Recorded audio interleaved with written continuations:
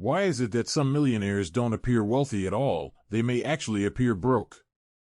Instead of wearing designer suits, fancy dresses, and high-end shoes, cruising around in luxury cars, they look the same as everyone else on the street, and maybe even worse. If these individuals are so wealthy, how are they spending their money? If you think millionaires spend freely and without consideration, you'd be surprised to see how they actually spend their money, and what percentage of their income is allocated to each category. The average person would benefit greatly if they would adapt the spending habits of a millionaire. Thomas Corley, the author of Rich Habits, conducted a study of millionaires over a 5-year period. He sampled over 200 millionaires and analyzed their careers, personality traits, and how they spend their money. They all had net liquid assets of $3.2 million or more, which includes cash, bank deposits, and investments that can quickly be converted to cash, such as shares of stock. They also had an annual gross income of $160,000 or more. Corley found that there are generally 4 very different types of millionaires. First one is the big company climber, someone who works for a large company and devotes all of their time and energy into advancing their corporate career until they find themselves in an executive position with a very high salary. Second, the virtuoso. They are among the best at what they do and they're paid a premium for their knowledge and expertise. Formal education, including advanced degrees, often in law or medicine, is usually a requirement. Third, the dreamer entrepreneur. These people are pursuing their dream, such as starting their own business, becoming an actor, musician, or author. Dreamers are passionate and love their work, and those efforts reward them financially. The fact that they're entrepreneurs makes them unique in that they have no cap in their potential income when compared to an employee. Fourth, the saver investor. It doesn't matter what their day job is, how high or low their income is, what credentials they have, or what opportunities are presented to them. These individuals prioritize saving and investing consistently, and they're always looking for smart ways to build wealth. This category of millionaires is most relatable to the average person, and they show that becoming a millionaire is a possibility for anyone regardless of their occupation. It's common to think of someone who was a millionaire as a higher-up at a Fortune 500 company, or perhaps it was someone who had an idea of a lifetime and was able to build an incredibly successful business. The fact is that most millionaires were able to reach the $1 million threshold by just being an average person in the saver investor category. Being a saver investor and becoming a millionaire has the fewest barriers to entry because you don't need to be a genius, earn extensive degrees, or work unreasonably long hours. They don't take huge investment risks, but instead put their money in proven investments with a track record of growth. There are no prerequisites to become a saver investor millionaire. It's possible for anyone, whether or not they graduated from high school or came from poverty, to get on the right track immediately and begin their journey to becoming wealthy. Corley found that in order to become a millionaire by being a part of the saver investor group, you should aim to keep your expenses at 80% or below your net pay, or what you take home. He found that saver investors aimed to save at least 20% or more of their income and religiously invested that money. By implementing this frugal mentality and making it a priority to invest, the process of becoming a millionaire is quite simple, and this is the most common way those sampled did it. How do these savers and investors categorize their expenses to remain frugal and avoid reckless spending?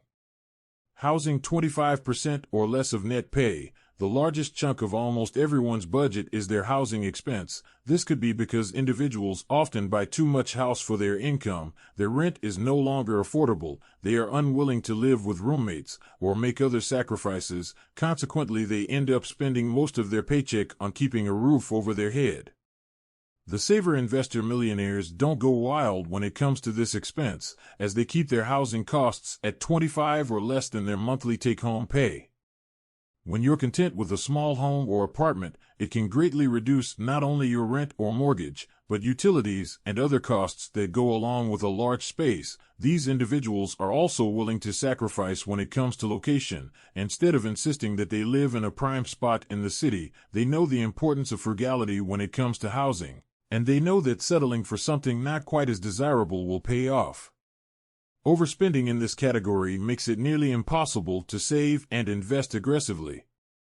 Food, home basics, and more, 15% or less of net pay. This includes food at home, personal care services, and other small household essentials which are non-negotiable for the most part. Cars, 5% or less of net pay. This one might shock you, as transportation is the second largest expense for the average family, coming in just behind housing. The saver investor millionaires spend less than 5% of their take-home pay on transportation. This includes monthly car payments, insurance, gas, tolls, registration fees, repairs, and maintenance. Even though millionaires occasionally have expensive cars, it doesn't mean they're spending a large chunk of their income on them. Clothing, 5% or less of net pay. When it comes to their wardrobe, millionaires don't spend wildly on designer brands and jewelry, quite the opposite actually. While there's certainly extremely wealthy individuals who buy luxury brands and have extensive clothing collections and a vast array of accessories, most millionaires wear generic clothing brands. Vacations, 5% or less of net pay. It's extremely common for a middle-class family to spend a relative fortune on an annual family vacation, whether it's a trip to Disney during school break or tropical cruise. These are extremely expensive for the average household. The saver investor millionaires spend less than 5% of their net pay on vacations. They don't deprive themselves of travel and leisure, but they take modest, inexpensive vacations that don't cost so much that they have no money left over for future travel and other everyday expenses.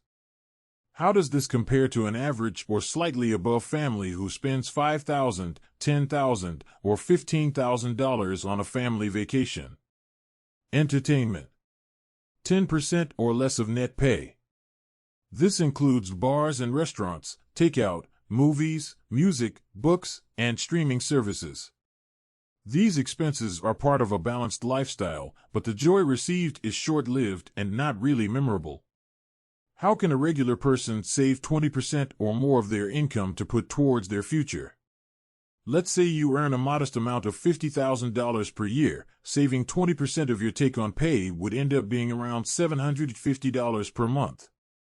By learning some strategies to reduce typically large budget lines and slowly increasing income, this is a very doable amount. These millionaires are careful when it comes to what are typically the two largest costs for any household, because they know overspending in these categories could make it impossible to save consistently. They are frugal in regards to their housing costs, meaning they don't buy or rent more space than they need, and they are willing to sacrifice when it comes to location. They are also careful when it comes to transportation, and they don't waste money buying more expensive vehicles than needed. Keeping what are typically the largest household expenses in check is key to being a successful saver investor.